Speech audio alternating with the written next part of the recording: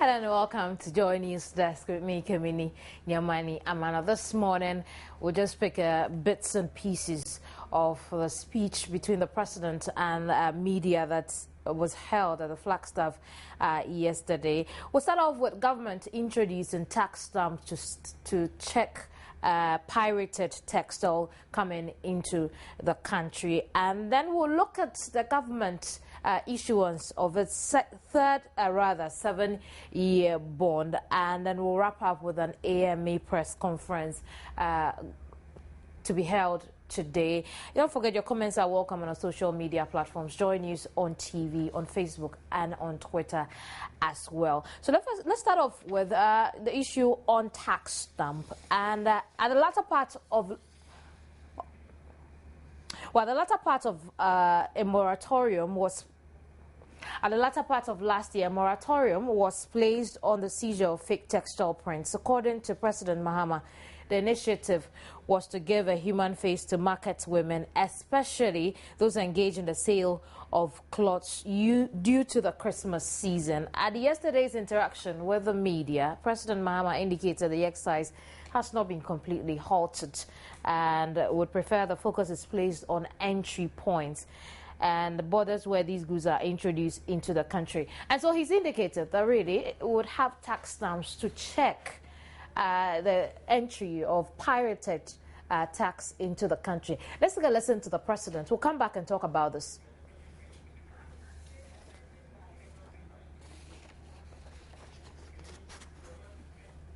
Right, and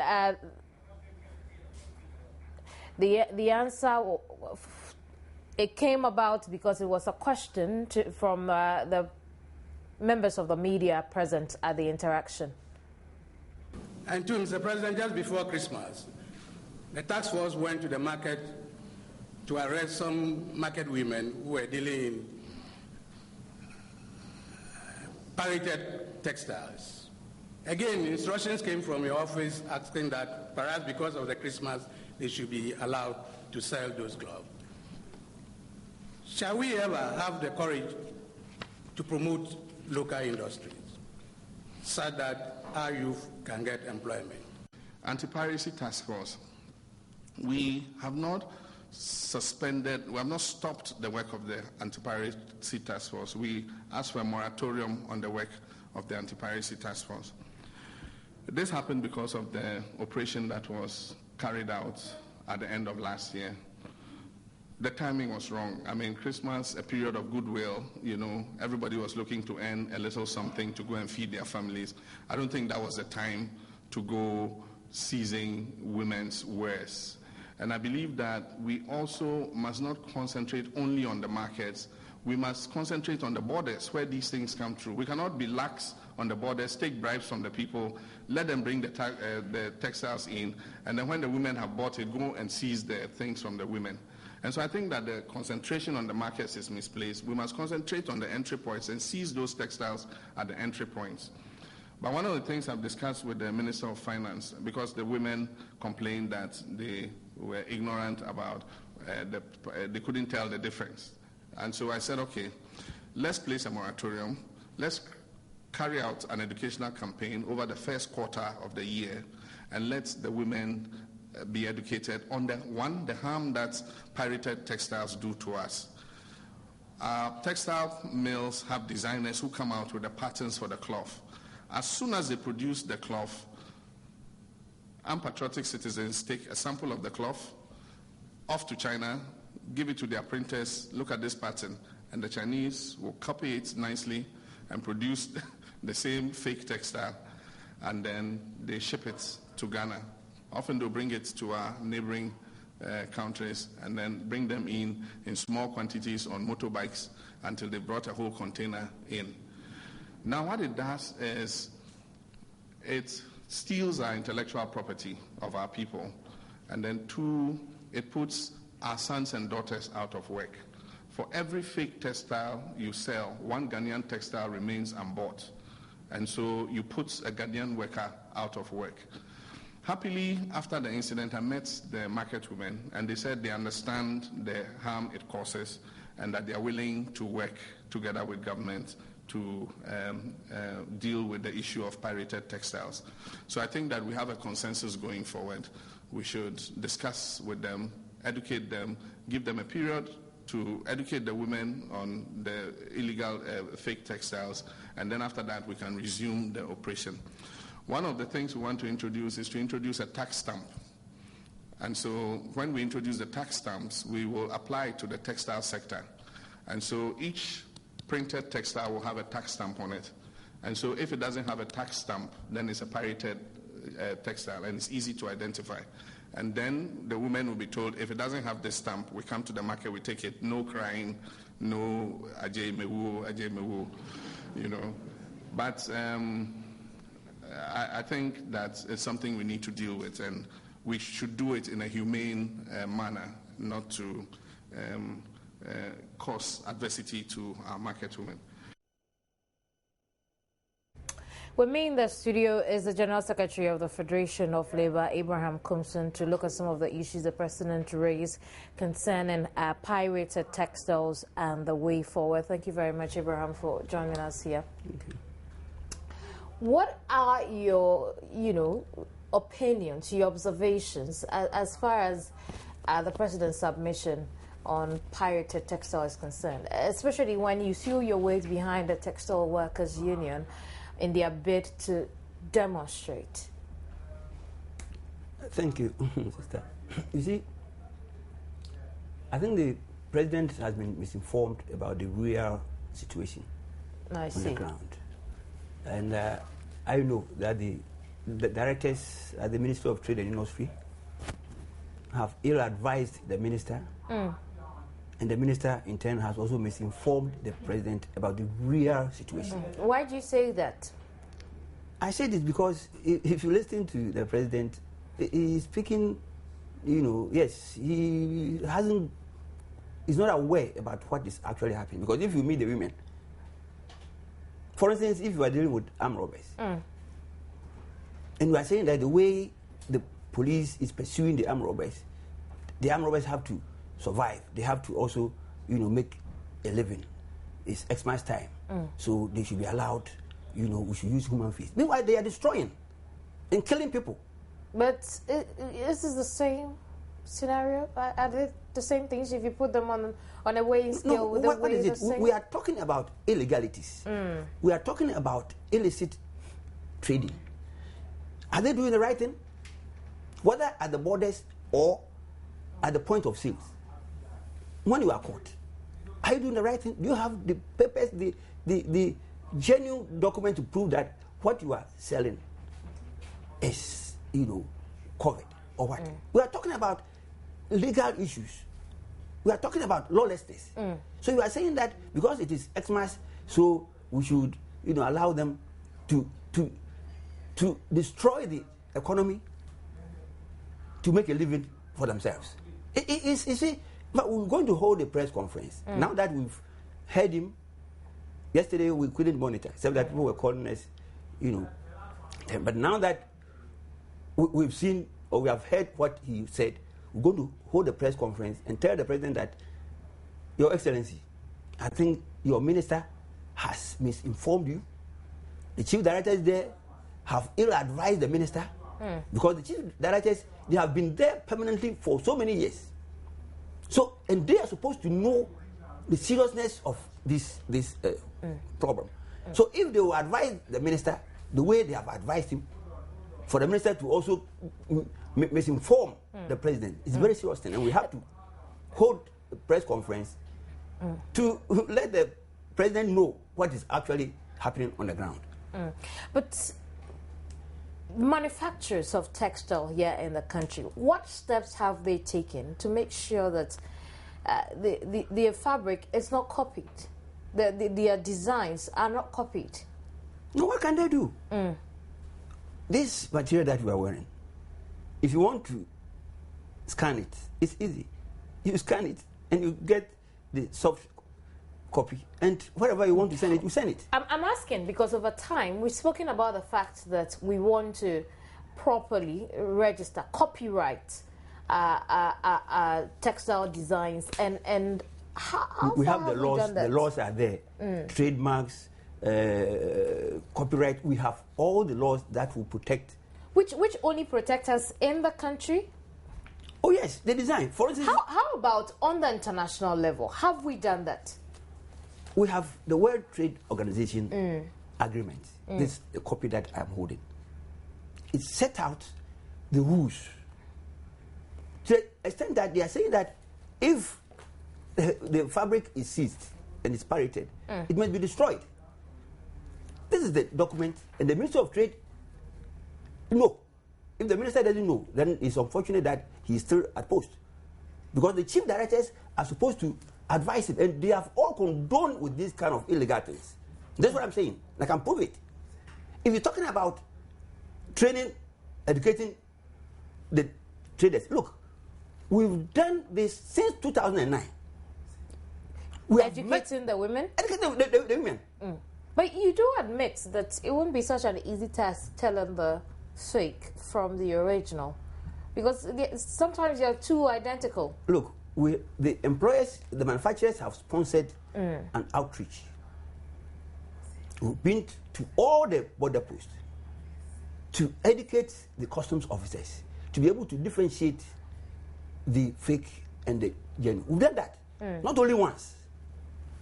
We've assembled them in Tema, GTP premises, to give them this orientation. And they know. The women too, we have met them at the Standards Authority conference room. We've met them at the Ministry of Trade conference room. We've met them at AMA conference room. Even we have invited some of them from Kumasi to come. And there are publications on it. Time will not allow. Otherwise, I will show you. It's not just by word of mother I'm saying. We have documents on this. So what training? If you are a fool, you will go to all the schools in the world, you will remain a fool. And so you don't waste time. People who are undermining the economy. And we are saying that we should continue to educate. For how long? Forever? Let's talk about the introduction of the tax stamp. It should solve the problem without even having to educate the women in identifying which cloth is fake or not. It would check these things at the borders. The women, they know what they are. And unfortunately, you see, the president is talking about we going to the borders or monitoring this thing from the borders. These people do not use approved entry points. Unless you are going to wall the borders from Afrawo to Burkina down to wall, a very tall wall. They will leave checkpoints that the customs people will be able to do their work. We've gone around and we met these customs officers. They are saying that only few fabrics pass through their checkpoints. About 99% of these things come through the bushes, the rivers, and all that. So how do we go there? Unless we form human chain, human fence. That's the only way out. But Abraham, what then do you suggest we do? Okay, they don't come to 99% of it. What we are saying is that, look, when we are playing football, we have 11 players. Are all of them on the field playing? You leave your goalpost open. That's why you keep somebody there, so that in case there is any stray ball, he can intercept it. So the task force, the work of the task force is to monitor the market. Look, the government itself has set up a vetting committee. We have the vetting committee and the task force. The vetting committee vets designs that are supposed to be brought in. We meet every month at the Standards Authority. And so, if you want to bring this design, you bring it there. The manufacturers are there. Is it owned by you? What certificate shows that you own it? If they show, then we stop it. So we have controls as to which fabrics are to be brought in. So then why do we even maintain this committee? Then we should scrap all. We waste costing financial loss to the state. We meet there, we take our allowances, we drink, we chop, and then that is the end of it. So the task force is to go to the market to also make sure that only approved prints are brought there. If I say that we should stop, then why do you continue to fund the meetings and all these things? Wasting money. So we think that it is it is people are condoning in these crimes. It's a criminal activity, and this thing must be stopped. What about human face? Human face, when an armed robber is killing you, then you say, oh, me, I have a gun, I will not shoot you. So you shoot me and go. Come on. Right. All that you've said is suggestive of the fact that you are not in favor of the tax stamp. The what? The tax stamp the president spoke about introducing. Look, to identify. This document, 2003. This document, this Foreign Revenue Agencies Governing Board, they organized this seminar workshop at Micklin Hotel, 2003, 25th August. Look, some of these things that they wrote, introduction of the banderole tax stickers system for printed fabrics to be 2003. It didn't work. Look, because the thing is that the people are able to fake standard authority logo. They fake GTP logo. They fake printers. And it is very difficult. Banderole, how are you going to check it? Even 50 Ghana cedis, people fake it. So, Abraham, how can we get these pirated textiles before they get into the country, so that we don't have a case where market women will spend hard-earned cash buying why do you go and then would have to destroy them? Look, I'm not a lawyer, but I think that if anybody argues from that angle, that the person has a big problem. I'm talking about proactive measures. For instance, this your iPad is missing. Then you are blaming your watchman. Watchman, why didn't you make sure that this thing didn't go out? Or your equipment here. The thing is gone. Then you go to the market and find that somebody is selling them in the market. You say, oh, for me, then where is your watchman? So, no, for me, once it is here, I've bought it, allow me to sell. Will you allow him? You see, Abraham, my point is, you're creating an ideal picture where all the market women understand and are able to identify pirated designs from non-pirated ones, from the original ones. That is not the case. It's a little too ideal to be the case. So let's just say that these women do not know, are not able to identify the pirated ones from the original textile. This is very graphic publication, Tuesday, March 2nd, 2010. When we met the women, what are they saying? We won't patronize. How many women did you meet? We cannot group all of them together. We go from place to place. Kumasi, Mankasi Market, Cape Coast Markets, Tapradi, Accra here. We've done all. They know what they are doing. If they say that we will not patronize counterfeit textiles. So, what does it tell you? That they don't know? Granted. The question I'm asking is, they know what they are doing. Over the years, we've waited for the textiles to come into the country and then destroy them. What proactive measures can we take so that the textiles do not get in at all? Who should take? The manufacturers? Not Look, the, you see, the manufacturers. The investors. Perhaps the manufacturers, can suggest some ways we can deal with this. What ways? What we are saying is that the best way out is to pursue these people, because see, I brought a CD here. I wish it can be played. 2011, GTV broadcast some story. The Metro Mass bus passed through all the checkpoints from Aflawo to Tema. The security people were all around. They never saw anything. Until the bus left the Afenya barrier, then it caught fire. The security men around got closer and they saw bales of cloth dropping from the bus. Metro Mass, it got bent. I wish you can play that one. We know that story. We carried it on here.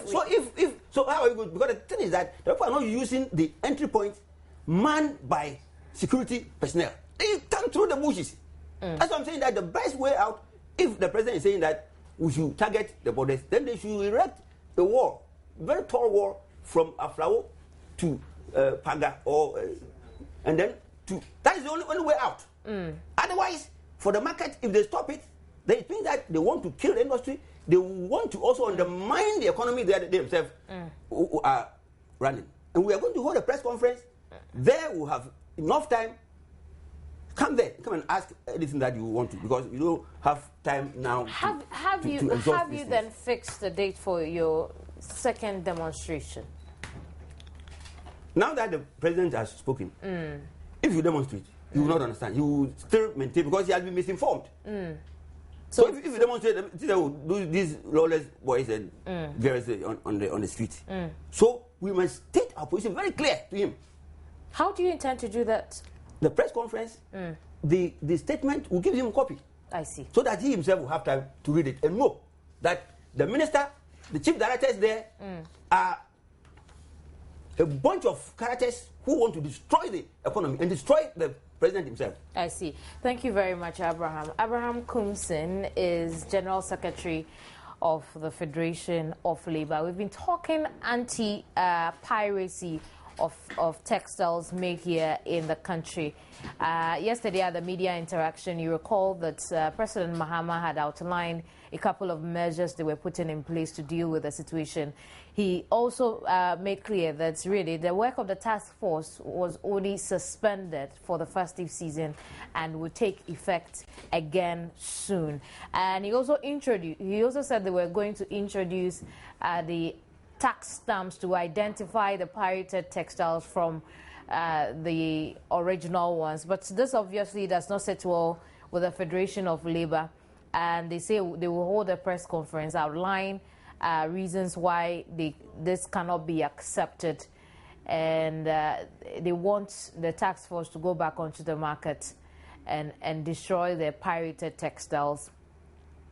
And asking that the people at the Trades and Industry Ministry stop misinforming the president. I'll take a break here. When I return, we'll talk about the government of Ghana's issuance of its third 7-year bond. Don't go away.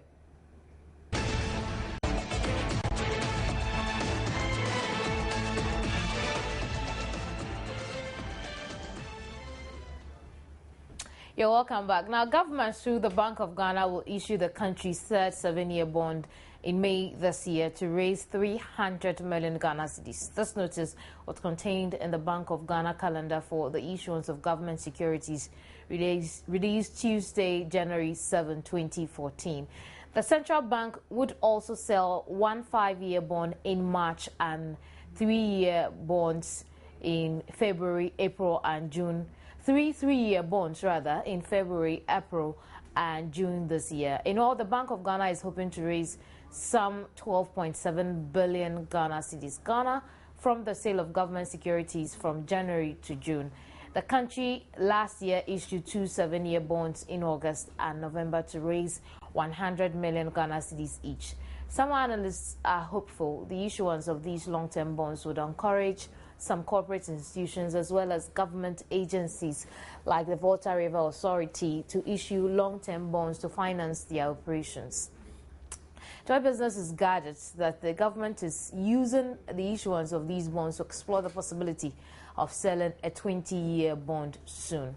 The question this morning, or the questions this morning are, so what does this mean for you and I as lay people? And would these bring any dramatic change in our economic status, which we have so much complained about so far? How far were the first and second bond that were issued last year, and what should we expect?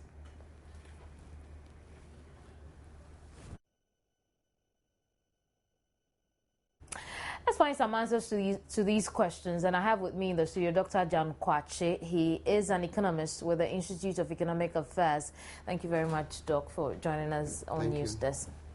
Let's start by understanding the bond. What is it, and how does it work? Well, okay, there are 2 types of bonds. Right.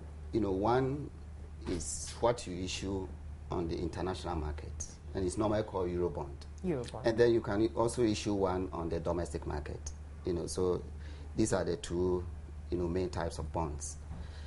And it is a borrowing instrument for the government. Once the government announces the budget and there's a deficit, it has to be financed. And that is normally done through borrowing. And how does it work? The government goes onto the international market and announces its... Yes, announces that, they are selling so much debt. That's government is raising that much, money from the international market. And depending on, and then they will put out the quantity. And then they will receive, bids. In other words, how much investors want to, gain in terms of interest. And then they will decide on an acceptable rate, which will clear the market. In other words, the amount of bond that they want to issue. How different is a GOG bond from a BOG bond? Oh, the GOG bond is, of course, Ghana government bond. And that is used to finance the budget. Right. If the Bank of Ghana goes out to issue a bond in its own right, it will be for a different purpose. In other words, maybe they just want to mop excess money in the economy and then put it aside. So that there are two different concepts. Over last year, we issued a number of bonds, oversubscribed and all that. What are your thoughts on how it's been used so far? Well, again, as I said, once you have a budget deficit, you have to finance it, and therefore you have to issue bonds.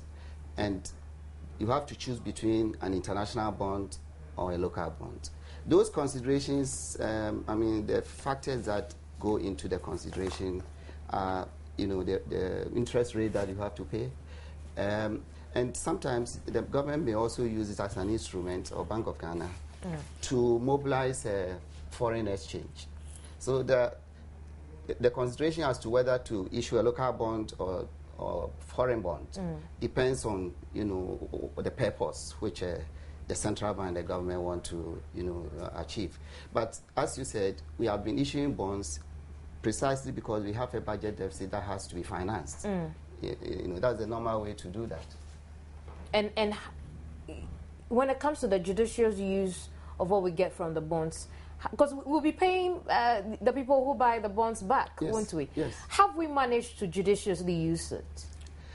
That's always, that's an overriding factor. I agree with you in the sense that you make sure that you use the bond money, for the purpose for which it's intended. In most cases, the government will say that they want to, mobilize it to fund the infrastructure, development. So it is important that, the mobilized resources are used exactly for that purpose. We are always concerned as economies that they are not diverted into financing consumption expenditure, including, of course, paying salaries. That's always a very risky thing to do, because you want to use the resources purposely for funding capital expenditure, which will grow the economy so that the future repayments, will be easier. So, yes, I agree with you that you have to use the resources judiciously. Let's look at, in March this year, we hope to issue a 5-year bond, and then in May, a month after that, we want to issue a 7-year bond. Is the timing okay? Of course, the government, together with the Bank of Ghana, must have done a cash flow. In other words, the government expects receipts, of course, from revenues, and then the payments that they make. And there's always a deficit. So they have a cash flow, throughout the year, maybe on a monthly basis or quarterly basis. So it is on the basis of that cash flow, that they'll go out, to borrow. So they must have done this, scheduled kind of, borrowings. So the amounts that they've scheduled, depends on the cash flow, the projection of the cash flow of government going into throughout the year. So what are your expectations on these bonds, especially when it comes to subscriptions? What do you foresee happening? Well, as for the investors, they are out there. They are ready, to invest their money. So they're looking for the best returns I mean, throughout the world. It's not only Ghana that's issuing bonds. Other countries are also issuing bonds. So investors are looking at the rate of return that they get from, these bonds. So if they believe that, given the risk involved, they believe that they'll get a higher rate of return from Ghana's bonds, from what maybe Kenya is issuing, of course, they will channel their resources into, purchasing Ghana's bonds. So when we say that the bonds are oversubscribed, that is not very surprising, you see, because investors are probably receiving 9% rate of return.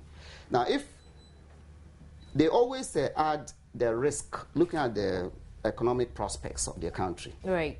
So they add this kind of premium. Now, if the U.S. government is borrowing, for instance, and the investors attach a lower risk, so they can borrow probably at 2%. But Ghana government may have to borrow at 9% because of the risk premium that investors, price into the return. But there were concerns at the time when our creditworthiness were downgraded, at the time when the economy itself was not given a good grading by some of these world bodies. It became a source of worry that it may mean that we may not get the necessary funding we would want from the Eurobond we intended to put on the market. No, not necessarily. As for the funding, you will get it, but you will get it at a higher cost. I see. Exactly, because your economy has been judged not to be in a very good shape, by the, credit rating agencies. The Fish recently downgraded us from B+ to B, which means that there's some kind of concern, and the international community takes, consideration of this, and then they price, your bonds. In other words, the interest that they are demanding into they add this risk, to how they price the interest rate. So we'll get it. There's no question about why we may get it at a higher cost. If we had it the last time at 8%, we may now get it at 9% or even 10%. And you think that is good? We probably don't have we don't have a choice. The choice that we have is between either issuing an international bond or a local bond. Now, as I said, the government has to borrow, and they borrow according to their cash flow schedule. So they have to borrow by all means, but they have to make a choice as to whether they want to issue an international bond or a local bond. Could we have issued, could the government of Ghana have issued a domestic bond and still raise the necessary funds? Yeah, I think the way I understand this, I think part of it or most of it is going to be issued locally. That's how I understand it. The 7-year bond and then the 3-year or whatever, 5-year. My understanding is that most of it will be issued locally. And, the other objective of government is also to lengthen the maturity profile of the bonds. So if it's a 7-year bond, of course, they will be paying interest on an annual basis. But the final redemption will come after 7 years. So it gives the government a lot of room than if they borrow on a 1-year or 2-year basis, because then they have to redeem, the debt in 2 years' time, which puts a lot more burden on the government. So it's better that they are able to lengthen the maturity profile of the debt or the bond. Which means it's a good thing we are targeting the 20-year bond. Certainly. Absolutely. Certainly. If we can do that, then we lengthen the maturity profile, and therefore the burden on the budget is sort of is far away. Of course, they'll be paying annual interest. But what would you expect that the revenue from these bonds are used for, so that we don't have to issue another bond quickly, so that we can pay off the maturing ones? Especially, you are right, and that calls for first discipline on the part of the government, and then there are also the monitoring system in place. There should be a strict monitoring system in place to make sure that when we say we are issuing bonds, to finance infrastructure projects, we make sure that we use it for that purpose. As I said in the beginning, this is very crucial, and so that we don't divert it, to other sources, especially for consumption and paying salaries and subsidies. That's not the way to do it. So I would wish that first the government is disciplined enough, and then also there's a monitoring system, including even parliamentary oversight of how the money is spent. Does it matter how often a country issues a bond? It depends on, again, the cash flow, the cash, the requirements of the government. So you issue the bond depending on, your need for money. And every country does it. Because I'm asking because, for instance, you've issued a number of bonds, yes, and you'd have to pay back with interest anyway. Yes, you have to. And no, how do you do that if you have a lot on your hands? No, I don't. Yeah, but as I said, they will not just go out there and issue bonds if there's no need for it. They will not borrow just to, stock the money. They will not do that. They go out to borrow because they need it to finance excess, the deficit. In other words, they are not getting enough revenue, and therefore they have to top it up with, these bond resources to be able to meet their expenditures. So they don't just go out there to, issue the bonds. If there's no need for it, they will not do that. You don't do that just to keep the money, in stock. So some analysts have said that the interest we offer for our bonds a little too high, and maybe reason for the oversubscription. But the point is, once your interest is high, it means you're paying more at the end of the day. Yes. What's your take on that? Yes, certainly. I think I referred to that as well. That it's not exactly what we offer. It is what the investors are also demanding. You see, now you cannot dictate the rates, on your bond, the on interest the bond rate. market. You cannot dictate it. You cannot say, I want to borrow 300 million at 5%. If the investors don't like that rate, they will not give you the money. So the rate, the final rate, is determined actually by the investors, and then also depend on the quantity you put out there. And as I said, the investors always take into consideration, the risk, the economic conditions in the country, especially the fiscal sustainability and all that. What kind of credit rating you are receiving from international credit rating agencies? They take all this into consideration. And then they decide that we want 8% from you. We want 9%. Okay? If the U.S. were, also issuing bonds, they will probably get it for 2%. You see, so that decision is not yours. It's determined by the investors. In other words, how much the interest rate. And then, of course, because they always price in this risk, it means that we borrow at higher rates and at higher cost. And the interest payments also become a burden on the budget. For instance, if you look at the 2014 budget, the interest payment that is projected is almost 6% of GDP. That is even higher than what we have allocated for capital expenditure, development expenditure. And of course, that shows you that, the higher your interest rates on your bonds, the higher the cost of servicing the debt. I see. What kind of change should we expect this to bring to our economy? We're issuing 5-year, we're issuing a 7-year bond to raise some money. Well, of course, the purpose depends on what we use the money for. But I believe that most of it is meant for infrastructure development. That's how I understand it. That's a good thing because that will help the long-term growth of the economy and maybe generate jobs and all that. But we always have to come back to the fact that it is very important that, in economics we say money is fungible in the sense that you get this money and it's sitting down, and will you be able to strictly use it, for the infrastructure projects?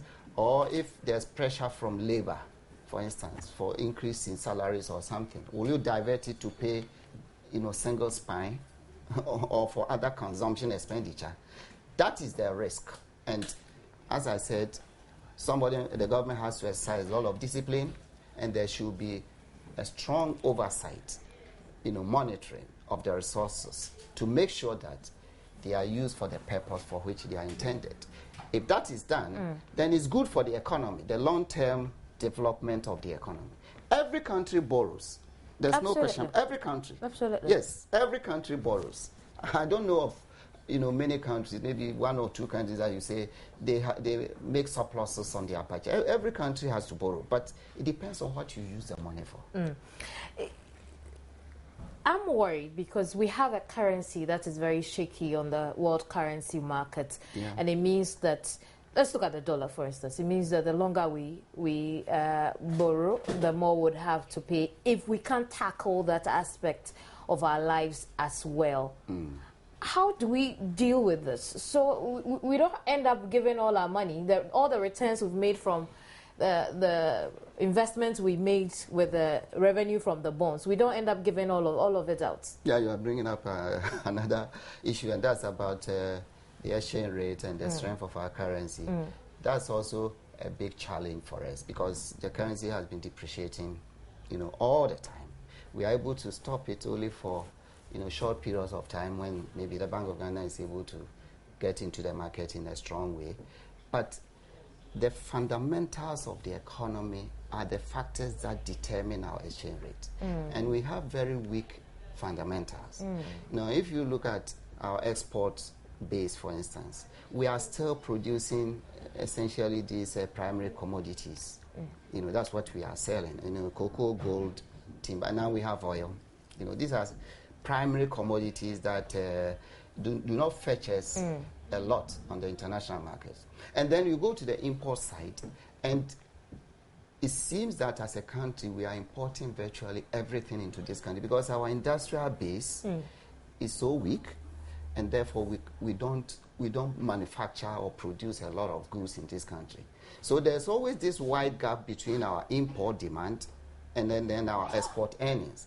That is what drives, causes the exchange rate to be depreciating on a constant basis. So to stem that, we have to, address this imbalance between imports and exports.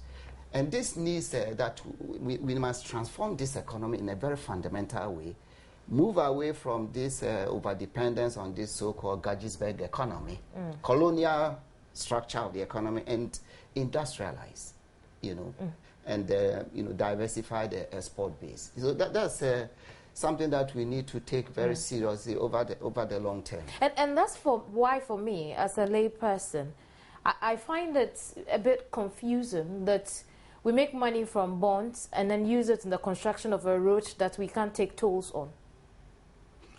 So we're not making any revenue from that investment. Of course, we should be making revenue on it. So I agree with you. What kind of investment should we go into when we make the revenue from the bonds? Oh, the revenue from the bonds. Infrastructure. Roads is one of it. Of course, we have a very large deficit in our infrastructure. It's not in the best shape. And that adds to the cost of doing business in this country. Okay? The roads, we don't have, as a country, we don't even have a railway system. Our, if you go to, the airways, we don't even have an airline as a country. So our ports, the railways, the roads, energy, water, we have to improve, all these areas so that we can reduce the cost of, doing business in this country. So it is important that, the resources that we mobilize from the bond issue, again, is used very judiciously to address this large infrastructure deficit that we have in the country. And again, it brings me to the judicious use of the money, because this is money you have borrowed from investors and you have to pay them back with interest. And if you're using it for, it puts us in a tight corner because we need the roads so that we can reduce the cost of business. At the same time, we are time-bound to give back the investor their money and interest. But this road we want to construct, we won't get immediate and direct revenue from it. So what are some of the direct things? Well, yes, we can use some for the roads, but maybe a chunk should go into some direct investment that we can make solid revenue from. What would be your advice on that? I think the issue is matching, is the maturities. Well, if you issue even a 3-year bond, okay, and you use it to construct roads, okay, so it matures in 3 years, you have to redeem it, but you can reissue it. Okay. Maybe you are not getting the immediate returns from the road, you know, but you may get it over, if you stretch it over a longer period of time, you know. So the issue is, so that is why it is good that they are able, I mean, if they are able to do that, lengthen the maturity profile of the bonds that they are issuing. Now, if you can issue a 20-year bond, then of course you put it, you use it to construct a road, and you are going to get the returns in 5 years. Then that's a good thing, okay? But otherwise, you have to, if you issue just short-term bonds, then you have to continue to reissue them. But there's no question about the fact that there's the need for us to invest in infrastructure. Because even if we are not going to get immediate returns, we will get the returns over a longer period of time. Let's look at. I just lost my line of thought, but I want us to look at. We get the money from the revenues. Over the years, we've seen the bonds go and the bonds come. Anytime we issue a bonds, one of the things we intend to do is to pay off maturing ones. And then it's unclear how much we are left with for investment. So then you don't know exactly how much you are indebted to as a citizen of the country. Oh, we do. What can we do? No, we do. We know the debt. You know, as you are borrowing, you are adding on to the debt. Of course, you are paying off some, but on a net basis, we know we are adding on to the debt. Because if you look at the debt figures, you know, we've been going up. In fact, prior to 2006, you know, our debt level was pretty high. About over 100% of GDP, we got up to that level. But then when we benefited from HIPIC and MDIR release by 2006, the debt level, in fact, declined to about 26% of GDP. Now, as we stand now, it's gone up just over 50%. So it's like it is doubled from 2006 to the present in terms of GDP. So we know we're adding on, the debt is rising. And we're adding on. And I recall that we were told that as much as we make our domestic, well, fine, but with the foreign debts, the more we add on, we stand a chance of going HIPIC again. Yeah. Of course, the 53% or so of the total debt that I'm talking about, say GDP, is the total debt. Total debt. Yes. Now, they are split between domestic and external. I think the domestic is slightly higher than the external debts. Yeah, currently. Yeah, but you are right. The external debt, of course, the way that is going up is rising too rapidly, and people are warning that there's a danger we risk returning to, you know, HIPIC status. Maybe we are not exactly there yet. That's why we have to be careful, and also make sure that we use the resources judiciously. I cannot overemphasize that. Okay, you know, absolutely. Because that determines whether your debt level is even sustainable or not. It depends whether you are growing the economy, your export base is expanding, government revenue base is expanding. You know, these are the factors that can be used to, you know, assess the long-term sustainability of the debt. So just because you are at 53% of GDP of debt, well, may not tell us much. If we are using it to develop the economy, then we can be confident that that debt level is probably not out of hand. Because I can tell you that some countries, China, Japan, and others, have debt levels of even 200% of GDP. But they have very robust economies, and they know that, you know, this debt level is still sustainable. You see, because they have the capacity to repay. So this is important that, you know, we generate that capacity to repay the debt. Then we can say that we are still at a comfortable level. I was actually saying we wouldn't know the indebtedness, because the question I actually wanted to ask was, is it time we make known to the general public how we use the revenue from these bonds? Perhaps it's time we did that. Yeah, I believe you can get that information if you seek it. I mean, from the government, you know, and I'm sure that even Parliament also monitors this. In other words, Parliament approves a loan, and it's approved for a purpose, and therefore some parliamentary committee, finance, or whoever, you know, must be monitoring this. So I'm sure that information is available. How much? I mean, where the resources are.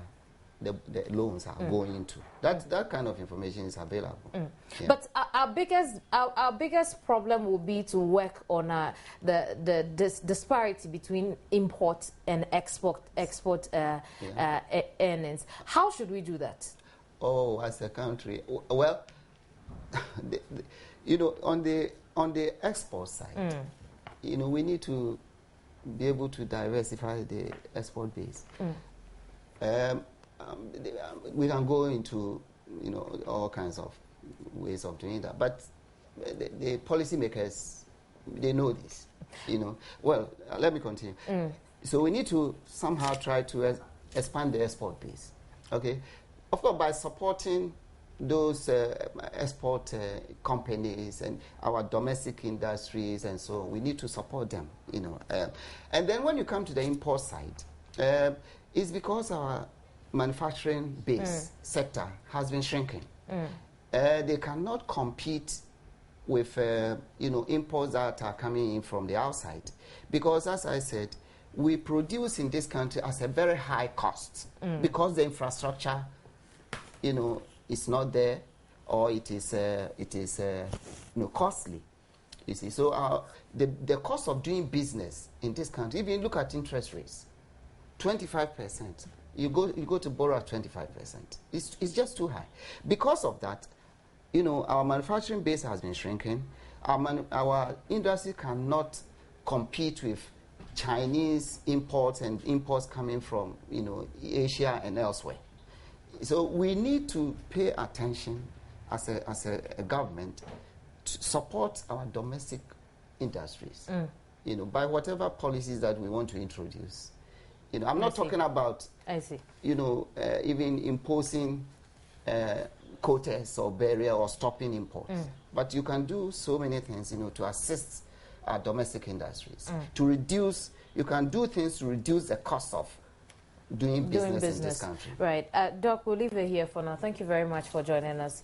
Dr. John Kwache is an economist with the Institute of Economic Affairs. We've been discussing the government's intention to issue a 5-year bond in March 2014 and a third 7-year bond in May 2014, rather, not 2013. Thank you very much for staying on the program. It's unfortunate I was not able to read your messages. I apologize profusely for that.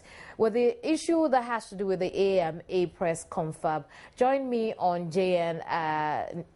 Joynews today, and we'll give you an update on that. Thank you very much for watching. Stay on for CNBC's Power Lunch.